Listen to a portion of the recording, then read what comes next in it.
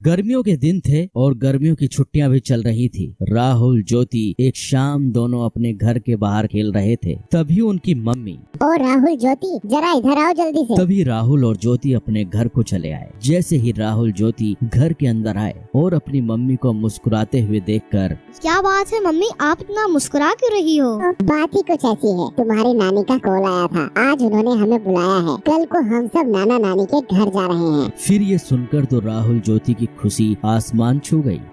चलो पैकिंग शुरू कर देते हैं, नाना नानी के गांव चलते हैं और एंजॉय करते हैं।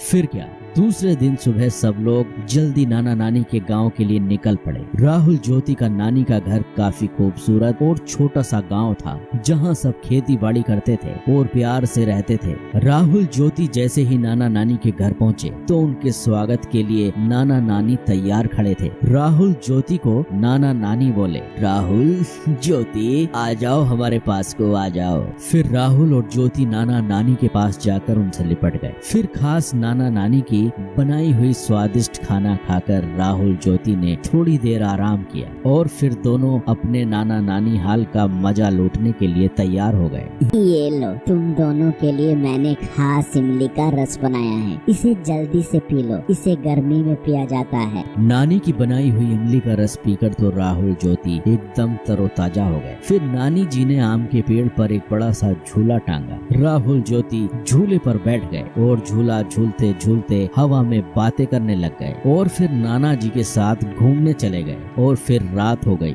फिर राहुल ज्योति नानी जी के साथ रात के खाने के लिए फिर घूमकर घर लौट आए। नानी जी, मैं आपके हाथों से खाऊंगा।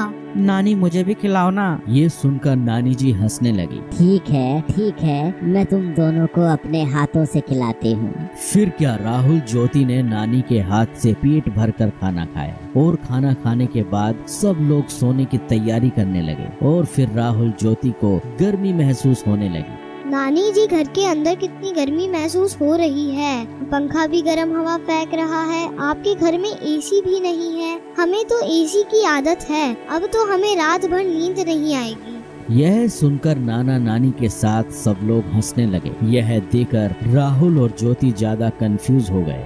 आप सब हंस क्यों रहे हो? हमने कुछ गलत कह दिया क्या? ना बेटा ना, तुमने कुछ गलत नहीं कहा। छोटा सा तो हमारा गांव है, हमारे पास एसी कैसे होगा बेटा? लेकिन हमारे पास एक ऐसा एसी जरूर है जो तुम्हारे शहर में नहीं होगा। नानी जी ने फिर जाकर छत पर गद्दे बिछाए और सोने लगे। नानी, हम भी आपके पास सोएंगे। हाँ, तुम दोनों मेरे पास सो जाओ। आओ, सो जाओ।